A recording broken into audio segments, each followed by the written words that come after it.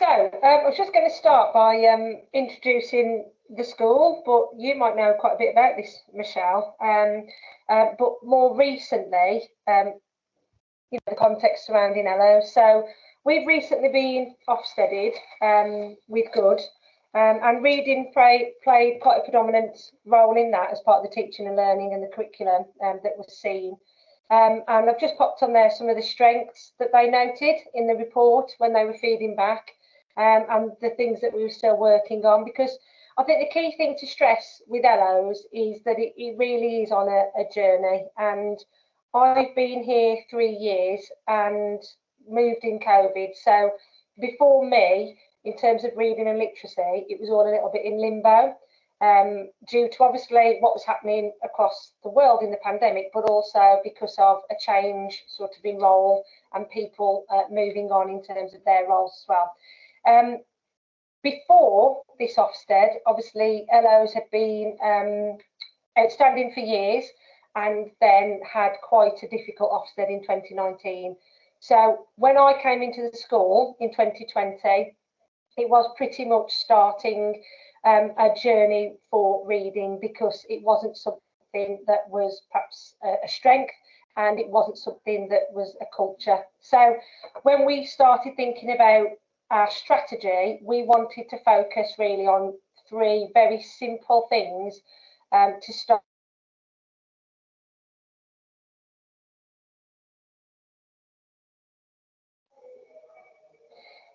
So, sorry, Gemma, we lost you for a second. It just came up with hold, so it's fine.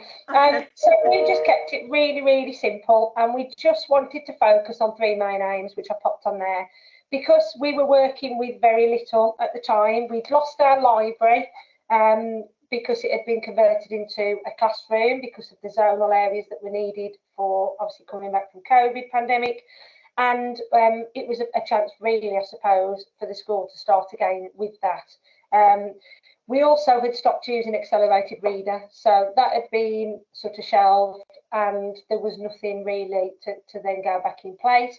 And the lady that was leading it was just going off on maternity. So in one sense, it became a fresh start and brand new. On the other, there wasn't much to build on. So we've come quite far in 3 years, but we're not quite where we want to be yet. But we've made massive progress in the time that we've had. So we just wanted to focus on supporting the struggling readers, reading for pleasure and developing that culture, and enhancing our curriculum, because we felt that really literacy, teaching of vocabulary, teaching of reading really wasn't an element that we'd seen in the teaching at Hello's when we arrived. So part of my role was to start to develop that. Our journey really started probably in the September of 2020, and with our action plan, it was to just drive those 3 aims as much as we could in every element of school life. So I went on training with things to do with closing the reading gap with Alex Quigley, because it was perfect timing, because he'd started developing his CPD, and that was really, really helpful for me because I'd never done the role before. But we found our journey to begin with was quite challenging, because Hello's was a school that didn't really embrace change. I think the pandemic didn't help because people were in that mindset as well. But some of the key challenges that we had was making it a priority, and we were lucky because our head was a real driving force for this. Before her, there was little buy-in. It was all English's priority. But having that SLT support was a massive, massive bonus for us. And she was happy to put in the money, the time and the resources. Our staff buy-in was, again, we had a few staff sort of in agreement with reading being a priority, but it was something that we really had to work hard to persuade others in. Staff, as well as students, really similar. Upskilling our staff and then building that culture. So those were the things that we had to tackle really in the first 18 months. And I'm just going to talk through today about how we did it, because I'm sure that lots of schools have some of those similar challenges. Other schools will have completely different ones, but it's just about sharing sort of our case study, if you like, and see if we can share some of that good practice that we've found. Gem, can I just interject at that point? Yeah, certainly. I think this point to that first thing about making it a priority is really challenging. I think that's one of the most perennial kind of issues that people contend with, isn't it? Especially as so much of what schools do is dictated from above, or dictated from the length of time they've got between now and their Ofsted inspection, for example. So it's how you get those things on the table is a real challenging aspect. I suppose the thing with this is that everything is connected, isn't it? Like, we know if we develop reading, that everything else will kind of fall more into place than it would have if we didn't do that. And we, as I say, I was really lucky because I had a head that was a reader, and she wanted our students to be readers and supported everything I asked for. That may not always be the case, but unless it's a priority at that SLT table and that regular talking about it, it's never going to have the impact, and it's never going to be embedded as you'd like it to be. So that was the first positive, really, for the new school that I walked into. Upskilling staff became our first thing. So we spent the first couple of terms just calendaring our CPD, and it was also a bit of a challenge because in terms of curriculums and mapping and teaching and learning, the school perhaps hadn't moved forward as it should have, and that was a massive issue on the Ofsted as well. So we had chance to actually redesign and spiral and sequence all of our new curriculums in our subject areas. By doing that, we could also then bring in reading opportunities and the teaching of Tier 2 and Tier 3 vocabulary. So it actually helped us because we could do it all together, and staff didn't feel like they were going through and adapting curriculums that they'd already done. So that really helped with upskilling staff and with the staff buy-in. So we used very, very simple but effective resources. We didn't create anything brand new. We used what was already effective in terms of practice. So using Alex Quigley's The Arduous 8 was fantastic in thinking about what we are providing our students with in terms of text to read and how challenging they were. So that now becomes part of our discussions when we are planning to use texts or textbooks or sort of, I suppose, sources, if we're looking at history and geography, and how they are accessible to our readers. We've done lots of CPD in terms of strategies that we are expecting staff to use. So we started with simple things that staff would have naturally used as expert readers. So things like skimming, scanning, zooming in. The Freya model became a real driving force and is now embedded across our school in terms of teaching Tier 2 vocabulary. And it was about driving the culture and the ethos that we are the experts in the classroom and that we are all teachers of English. And I suppose that was the thing that took a little bit of time to transition to. Staff were reluctant to get involved. They didn't understand it. So, it was an element of throwing the research and the reasons why. So there are some great tools, if you haven't used them already, on the EEF website, where you can rag rate your curriculums in terms of reading. And there's also one for vocabulary that we've done actually this year with our heads of departments, and they found it really, really useful. And then from there, we've been able to rag rate each subject and have a mini action plan moving forward of what we want to change. The other key thing really for us was the data side of things. So when we were looking at approaches to use, what worked and what didn't. And for our staff, if they understand the purpose to what we are doing, then you've got far more chance of gaining that trust, and then obviously having them do what we need them to do. But the focus for us as well was our students deserve to be a reading school. They deserve these opportunities. They deserve us being advocates for reading and giving them the chance, and providing them with a full range of reading materials. So again, that culture was small steps to begin with, but it went down simply to being quite explicit. So we would look at reading approaches like the ones on the screen, and we would say, we're not going to use these for the moment. So for the next couple of terms, when we're reading in class or we're reading in tutor, we are going to not use the silent reading, which was a fallback for lots of staff. We're not going to use the round robin style because actually it's not giving us anything that we need. What we are going to do is just focus on being the teacher leading the reading. So we went through some scenarios, we did a little bit of what to expect, and we did a little bit of sort of deliberate practice in showing staff how we wanted this to happen. And that modelling aspect worked really well, because we started introducing some TLAC strategies as well in terms of teaching and modelling, brought in visualisers, and that really helped some of our staff develop modelling strategies. Wasn't happening before at all. Can I just do another interruption? I know you said you'd take questions at the end. I'm an eager beaver. Look, Gemma, I think one of the one of the challenging things sometimes is actually increasing the confidence of staff. You know, even as an English teacher, I remember feeling really nervous actually about reading in front of a class and worrying about whether you'll mess up or get a word wrong or whatever else. How did you come across colleagues like that, and how did you then build their confidence in reading aloud to students? Yeah, we did, definitely. We had a mix really. Some staff that were a little bit passive about it and were a little bit reluctant to do it because they didn't think it was something they should do. But we don't have that now. What we do have are some staff that are really self-conscious or conscientious to do a really good job.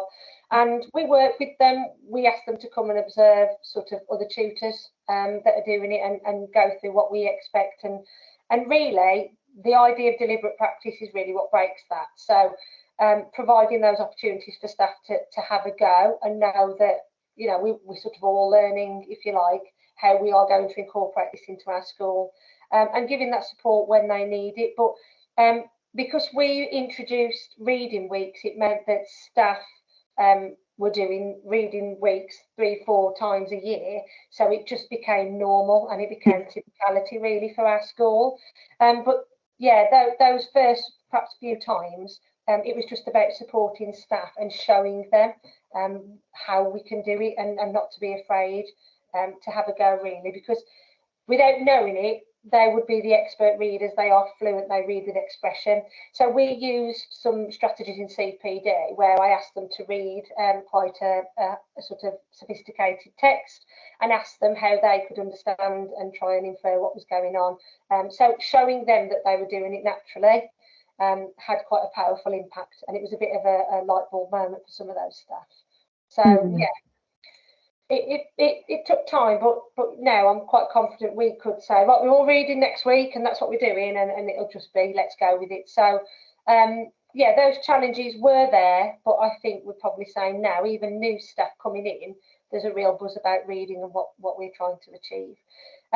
So I'm just sharing some of the things that we've gone through over the last 2 or 3 years in terms of CPD, and some of the facts and research that underpinned everything that we were saying really.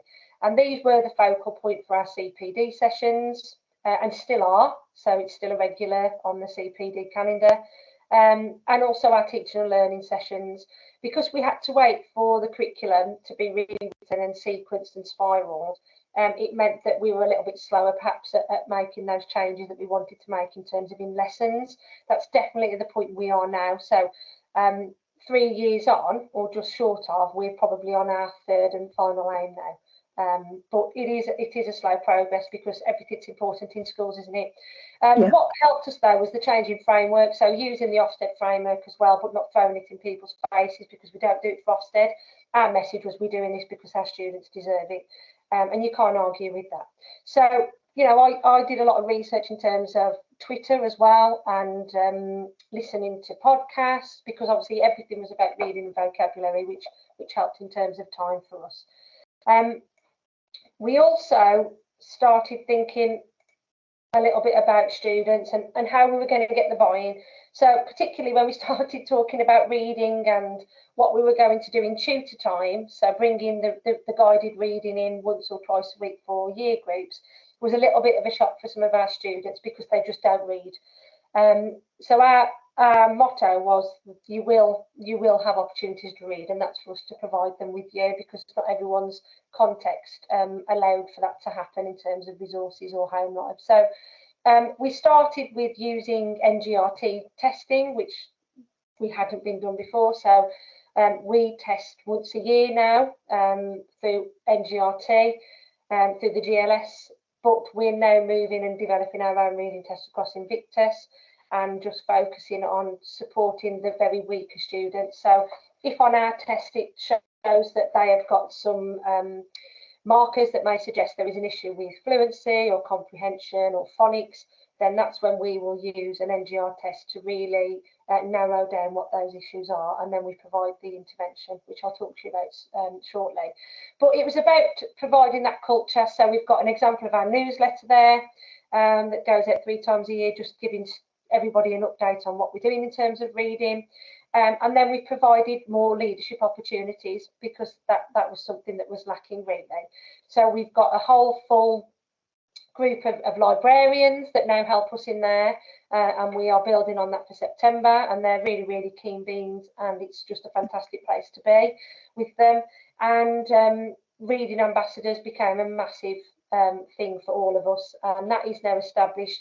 We had 2 cohorts going just before year 11 obviously started their exam period, so we had 15 year 11s working with our weaker students, low down in the school, and we then established a group of year 9 and 10s as well this year, and that's something that's going to be shared across Invictus as well.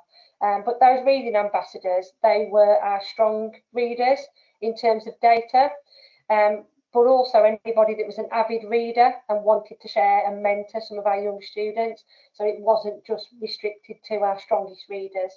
But we were keen to not leave them out and be inclusive, because we were focusing on the weaker students in terms of reading. What about those that have got reading ages of 16 plus? So that was something that worked really well and caused a lot of excitement, and is now something that's established within our school, and we're very proud of them. So that's definitely an intervention, and that's working for us.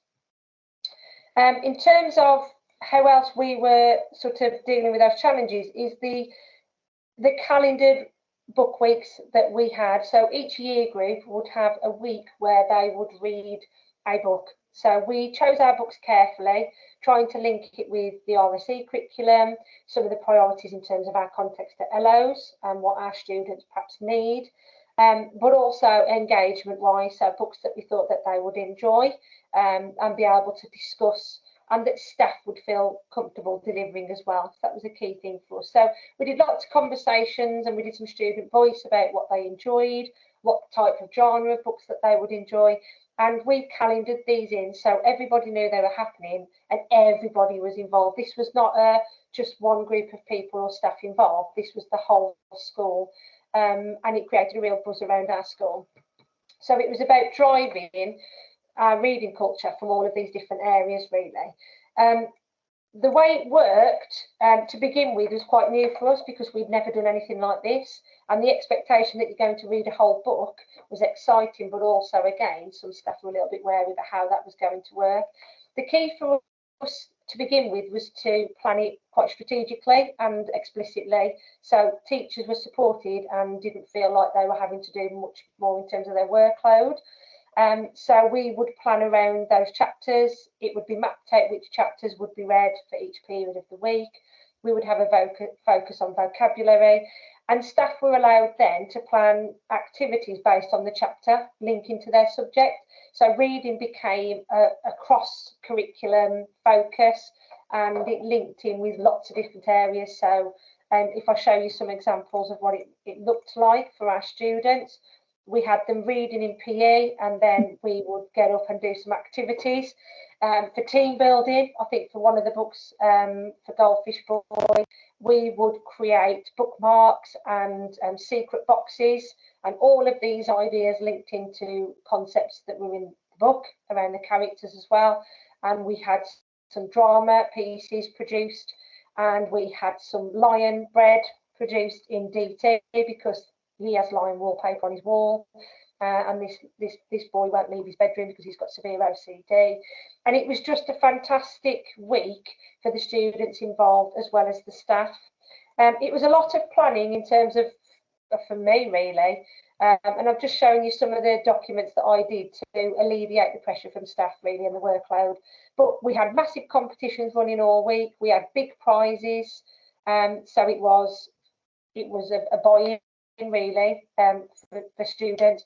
But the biggest thing for me, which was perhaps the first time that we'd seen the impact that we were having on staff, was their effort level in terms of the staff competitions that we did. So it ranged over the last couple of years from a full dressing up, which they'd never done for a long time. I think they'd done a few on World Book Day, but we had over 70 staff involved, so teaching staff, admin staff, everybody, SLT as well, down to the teaching assistants. So it was a full staff effort, and we had a fantastic day. And the best thing was seeing the students' faces as they walked in and greeted us all. So just seeing staff fully on board was the first time perhaps that we thought we were having an impact on what we were trying to achieve. Another competition that we ran was decorating our doors. So we had themes going on. In English, it was dystopian.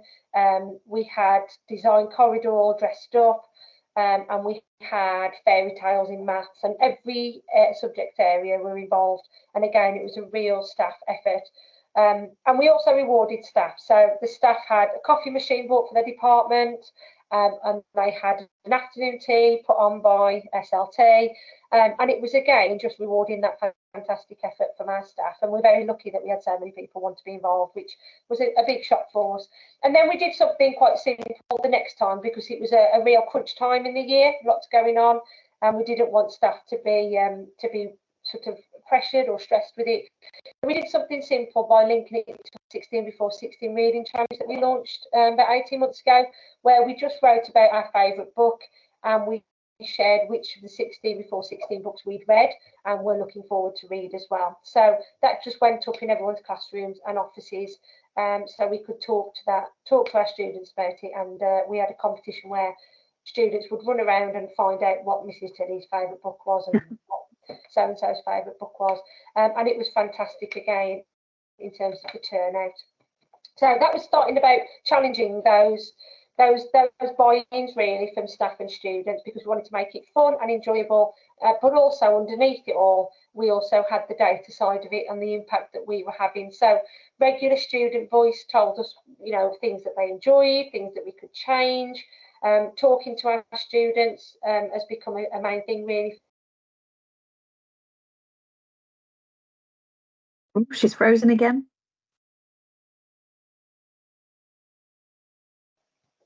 That they are enjoying it. So you're back. You froze for a second then, Gemma, again. Yeah, we got you. It's a sign that they're enjoying it. That's where we got. It is. There you go. But we also obviously did a lot of planning around tutor reading, and for the last few years, it's really been predominantly me. So we've brought in some of the books, but we've also created lots of reading booklets with very clear link to our reading rewards on our platform that we can access, and with a focus on comprehension and vocabulary skills. Again, it's all planned and created, so there is minimal work for staff, which helps with the buy-in. And really, results were quite variable to begin with, and one or two of our staff did let us down in the Ofsted, which is just one of those things sometimes. But we're moving forward with that, and that feedback has really helped us think about how we can embed this further and how it can become our everyday. So moving forward, we're going to be looking at every day. We're going to be reading, and it's part of our school day, and I'll talk to you about that a little bit in a moment. The other thing was curriculum. So we developed a forensic reading subject, which Key Stage 3 did every week, where students had a chance to discuss things that they perhaps wouldn't. It linked with RSC curriculum as well, but it's also about developing RSC as well in our forensic reading lessons. And our purpose is just to make students better readers, confident, and articulate the key things that perhaps they think and they don't always feel that they can share. So providing that safe opportunity, and we provided training for staff as well with this, how to perhaps deal with difficult topics that may crop up. So one of our units follows Fault in Our Stars, so obviously teenage cancer, and it was about just preparing students and parents really that was going to come up, but something to not shy away from. So embracing perhaps some of the things we find difficult, again, was part of our drive for culture. We're really lucky as well because, you know, all the time in SLT we're talking about reading and we're sharing our updates, and we had a chance to speak with the CEO in I think the autumn term of this year, where the new whole school guidance came out for reading and what schools should be doing. So I had a chance to talk directly to our CEO about what we needed and to move forward.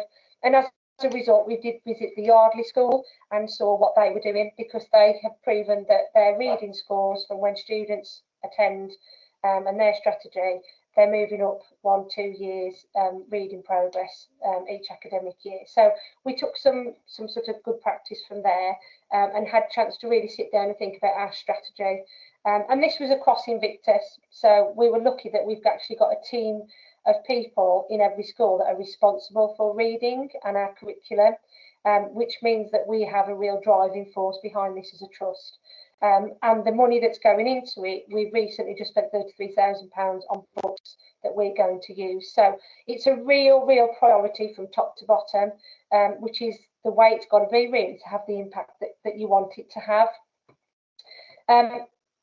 Money in terms of investment, some of the vinyls that we had come in, so we've been working with a company that's quite local to us, revamping the library, buying books for that, and setting it up to a place where people want to go, and just making sort of our main area of school highlight that reading is a priority to us, really, and create that culture.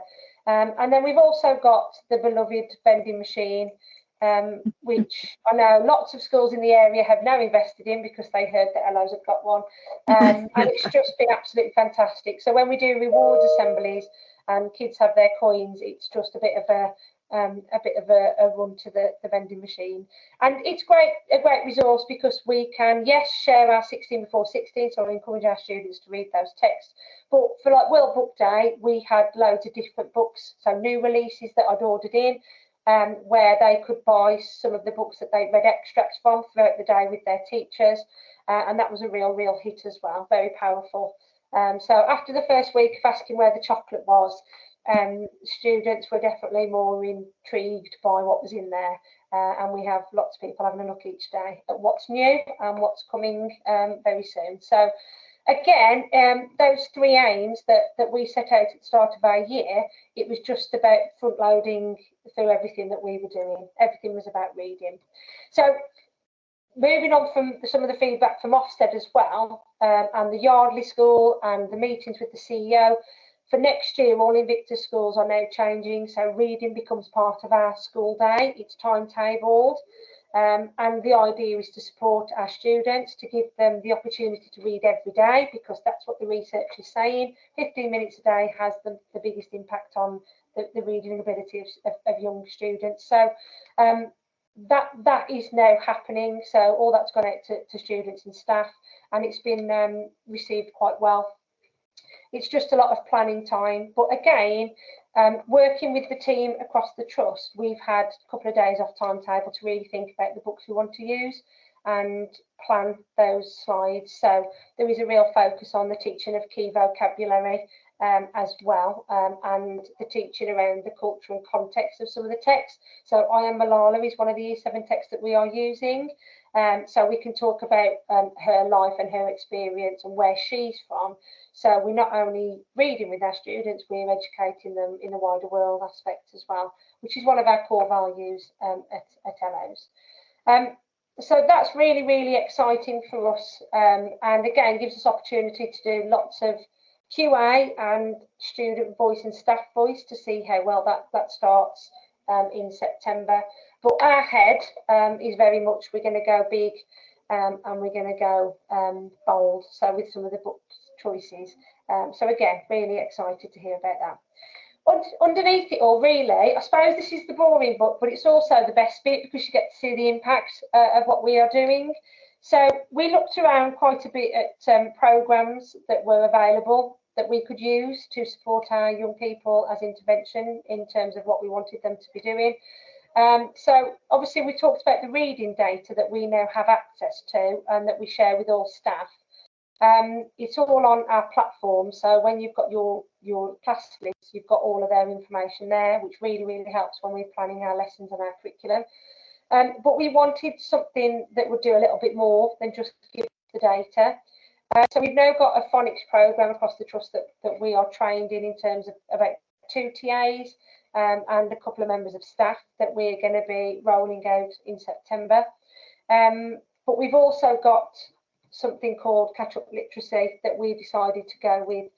And catch-up literacy was chosen for a few reasons, really. Firstly, we wanted something that was certified and recognised by the EF, Ofsted and the DFE. So catch-up literacy was one of those programmes that did all three, but also that we could deliver just twice a week in 15-minute sessions, and is proven to show progress. So we have lots of people now trained in this, which has taken about 18 months to do, but we have a team of staff who deliver catch-up literacy sessions with our weakest readers.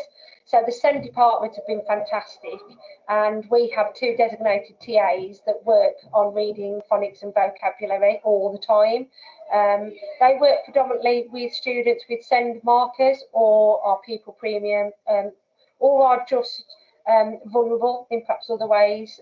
So those sessions are perhaps delivered a little bit differently. But we also have trained our reading ambassadors in a very similar element to catch-up literacy with our own little reading programme that our Senko designed and delivers, really. And it's a 12-week programme, so it's manageable, and we can retest to see the impact over 6 to 12 weeks. So you can do a mid-test 6 weeks in, and then you can do one at 12 weeks to see the impact and progress that students make. And we found that it has had the progress and at the rate that we wanted, really, because, you know, there's an example here that I'm happy to share with people as well, but you can just see it where they were in terms of their reading age, when they started the programme, how many sessions they completed, and then the impact that they've had. Now, some students, in terms of attendance, was an issue, so they've moved into a group where they're taken out of different lessons each week, so we're not impacting curriculum too much. In terms of those that are working perhaps with the reading ambassadors, we were using tutor time, so again, they weren't missing their curriculum, because that was one thing we didn't want them, you know, we didn't want to close one gap and create another gap. So attendance has an impact, but you can see, and we've been able to see with our cohorts, our last 3 cohorts, that catch-up literacy has an impact and does really support our readers and improve their ability to comprehend their fluency at reading texts. So yes, it was a big buy-in to begin with, because we brought their books as well that are tiered, so it all matched with the programme, and the training was quite expensive. But we found that this has worked the best for us. And I know other people there's other programmes out there, but we're going to be staying with catch-up literacy because we find it works for us. So that's a bit of a run through of everything that we've been doing. And, you know, you may want more details on certain things or copies of certain things, I'm happy to share. But is there anything that you'd like to ask that hasn't already been asked?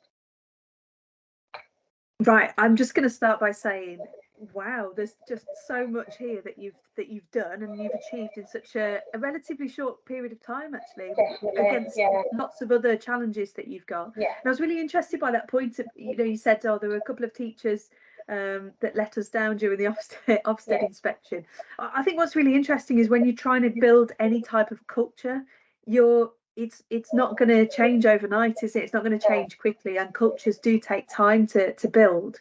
What I think is most impressive about the model that you've shared is that it's multifaceted and multi-pronged. Definitely. You know, it's not just we're going to run one thing and just hope that works, and then because we all know the dangers of that, which is, well, you do it for a few months or maybe a couple of academic years and then it's gone again. Whereas this way, you're kind of surrounding the issue in lots of different ways and actually making sure that it permeates all of these different aspects of school life, which is so impressive as a model, Gemma. Thank you so much for sharing. Michelle, you're the only other person here, so have you got anything that you would like to ask or comment on?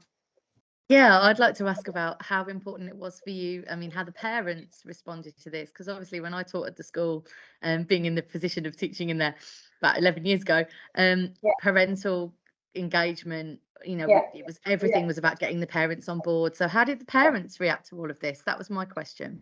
Well, we've only ever had positive feedback, but yeah, you're quite right. Our parents, unless there's something going on that they're not happy with, they're very compliant and fairly quiet, which is something that our new role is incorporating. So definitely work within our community is something that we're working with.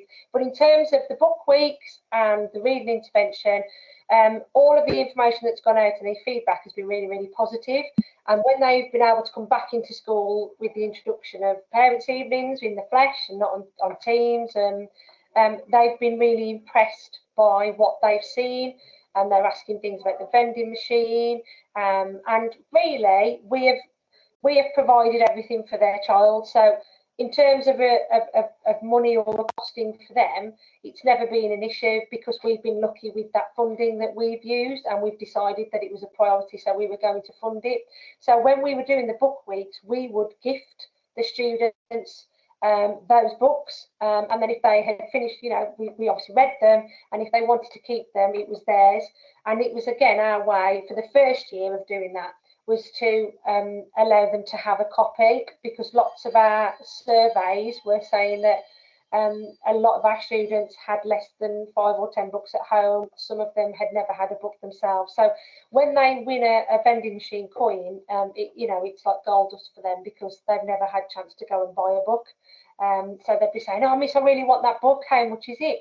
I'm like, "It's free. You've just got to, get involved in a challenge or put yourself forward to be nominated for Reader of the Week." I said, and you can win one. So it's, again, changing that culture. And what we would like to do, we've discussed it as SLT on our SIP day last week, is inviting some of our members of the community to come in and read with our students. So again, we'll provide the training, and we've got another cohort of catch-up literacy ambassadors, if you like. So we have close links with one of our local churches through one of our governors. So getting, because obviously they'll be CRB'd, etc. So they'll come in and we'll start that process.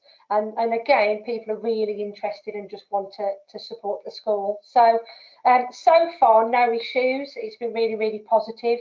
But it's, again, on our journey, that's probably one of our next areas to really, really focus on this year with our work on cultural ethos as well as a school. So hopefully, fingers crossed, that will become more of a prevalent theme for us, having those coming in and working with us more, because for a time it was quite closed off as a school and there were issues within the community, but I think we're past that now. So Gemma, what's interesting is one of the things I always found another perennial issue as head of English was about how you support parents to support their children in this area. And like that change that was made a few years ago to make sure that the Ofsted inspection report was more user friendly. It's now got the reading age of a 10-year-old, apparently, because that's the national reading age. How do you foresee that kind of challenge, or do you think some of the strategies that you've used here could be applied to or dragged and dropped to how you work with parents, or what do you think? I definitely, I think we sort of broke the barrier first of parents coming into school. So for the first time, I think Year 9 parents had actually been in Ellows Hall School. So our barrier, really, our biggest barrier is that relationship. So obviously in communities and gossips and things, this school happened at this school, this happened at this school. When they're actually coming in and we actually open tours, our head will take people round, and he just set a few tours up where he said, "Come and have a look at what we are doing," and it just changes those perceptions. And I think that was the first barrier for us. The second is probably educating some of our families. So the newsletter helps with that. We write to them all of the time. We've just held a poetry afternoon on Friday. So we were working with Year 9s on writing poetry about who they were. And we did a short scheme for them based around unseen poetry. And we chose 4 or 5 students from every Year 9 class, and we invited their parents in. And a few parents, it was the first time they'd been invited in for something specific for their child. And we had a few parents where it was the first time they'd come in for a positive reason instead of it always to be a negative. And that was powerful. So it's powerful because we're working on that obviously aspect with our students, but also to hold an event where we're inviting parents to come in and it's safe meeting and to challenge those barriers is something that we're definitely building on for next year. So yeah, definitely things that we will be driving from sort of lots of different avenues, like we have with our students and staff, to do very similar with our families. So we're also building in an ethos team. So we will have our very own counsellor, we'll have our very own youth worker, and we will have our very own family support worker from September. So we have another avenue there, which is not a teacher or a member of SLT, that can work with some of these parents and invite them in to work with our students and us in a different way. And how powerful would it be for that team to have a copy of a book that might have spoken to those experiences that those children or those families are having? You know, like this. You know, I think a couple of times today you've spoken about the kind of moral imperative that there is here to make sure that children are set up for life and their families set up for life as well. And it just reinforces, doesn't it, how much this work, how important this work is to get right and to do it properly. So it's just really, really powerful. It is, and we're really excited. We've just created a reading area and reception for like a swap shop book, a book swap, and we're also going to perhaps be inviting some parents maybe to gift their favourite book to the library. So we were ready to do that a year or two ago, but it wasn't right in terms of our culture. So that's something that we're going to bring back in. But yeah, like year 7, we've gifted them a book over the summer and set them reading challenges. So it's about driving it from every angle that we can. And it's probably the way we've had the most impact in the short time that we have had. So yeah, that certainly has come across in today's presentation, Gemma, and you know, I'm sure that lots of people who will be watching this as part of our CPD session will just gain so much, even just an idea or you know, a strategy that you've used to build their own kind of reading strategy across the curriculum. But yeah, can I just say a huge thank you, unless Michelle's got anything she wants to add before we go. No, you're happy. Just a huge thank you, Gemma, for your time today and for putting this presentation together for us. It's been really, really valuable, and I'm hoping to pick up some of these themes in our future PLCs as well. So thank you so much for your time. Oh, thank you. Take care. Thank you so much. So lovely to see how the school's developing. So brilliant. Thank you. Oh, thank you.